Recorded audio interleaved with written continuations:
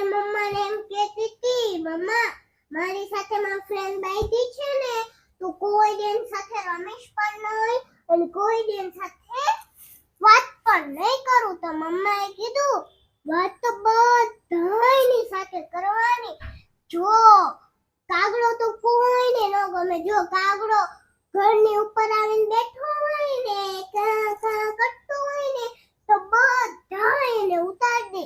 જો 15-20 રાતના છે ને, તો છે ને બધા છે ને કાગડાને બોલાવે અને ખીર આપે, પૂરી આપે, ગાંઠિયા આપે, ગુંદી આપે, જલેબી આપે, બધું જ ખવડાવે. પણ જો આવ્યો ને કાગડો કામમાં, એમ બધા જ કામમાં આવે. એટલે બધાયની સાથે વ્યવહાર રાખવાનો.